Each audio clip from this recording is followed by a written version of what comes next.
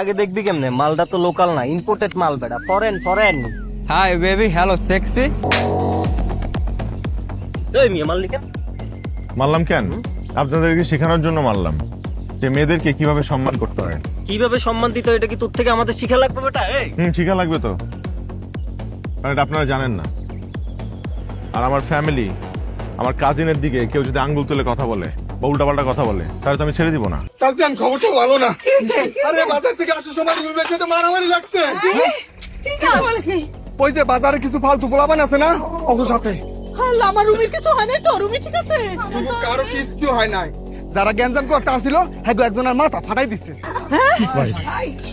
আলোক তো নিয়ে যা, তো বড় সাহস খন্দকার বাড়ির নাতির গায়ে হাত তোলে। গাড়ি দেন, আপনি কোনো চিন্তা করেন না। আমি আসার সময় অলরেডি লোকজন পাঠাই দিছি। তুমিও যাও, দেখো তুমি কই যাবা? তুমি কি চিনো কারে? তাড়াতাড়ি যাও। আমার তরুণী তো এরকম পরিবেশ দেখে নাই আম্মা।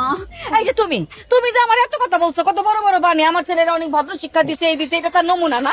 তোমার ছেলে গিয়ে পাড়ায় গুন্ডামি করে। এই ভাবি, এসব কি কথা বলতেছো তুমি আমার ছেলের নামে? আমার ছেলে অনেক ভালো, অনেক ভদ্র শিক্ষা আমি তারে দিছি। নিশ্চয়ই এমন কিছু ঘটছে যে কারণে সে এরকম করতেছে, মারামারি করছে। আসলে বোঝা যাবে। ঘটে না, আর এমন কিছু ঘটনা লাগেও না। আমি চিনি তো, হ্যাঁ, ওই যে কথায় আছে না, সঙ্গ দোষে লোহা ভাসে, এটা হলো রক্তের দোষ। আমি তোর চিনি, হ্যাঁ, এখন সাধু সাজছে সাধু। আতিক, আমিও তোমার চিনি অনেকদিন ধরেই। রক্তে যদি দোষ থেকে থাকে সেটা আমার পরিবারের না, তোমাকে পরিবার থেকে আসছে। ঠিকই বলছো, অনেক বাচ্চারা মামাদের মতো হয়। এই তুই আমার এটা কি কস? হয়তো ভাইজান।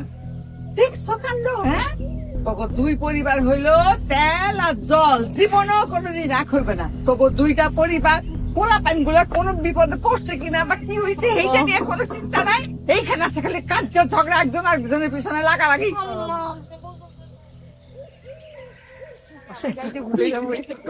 কিন্তু ঠিক আছে তো, কোনো অসুবিধা নেই তো? একদম ঠিক আছে।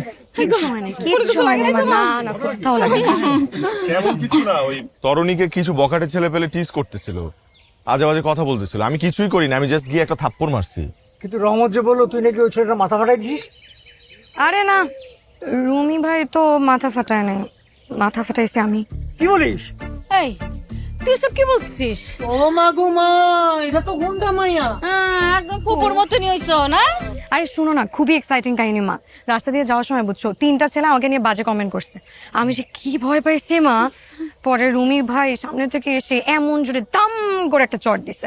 চর মারলি যদি তোর মাথা ফাটাইতো? কিছু করতো না ফুপু, আমি কি বসে থাকতাম নাকি? পাশে তো একটা লাঠি ছিল, ওই লাঠি দিয়ে আমিও দিছি মাথার উপর একটা বাড়ি। আরে আমি ভাবতে পারি না আমার মেয়ের কি উন্নতি, হ্যাঁ? সঙ্গ দেশে যে লোহাবাসী বলো তুমি, একদম পারফেক্ট। হ্যাঁ, এখন রুমি ভাইকে মারলে আমি কি বসে থাকবো নাকি? হয়েছে হয়েছে, থাম তোরা। আমার দাদা ভাই, আমার নানা ভাই বহু সাহসের কাম করছো তোমরা, কিন্তু শোনো, ভবিষ্যতে বাইরে গেলে লোকজন সাথে নিয়ে যাবা, বুঝছো? আরে এইটারে কয় রক্তের টান।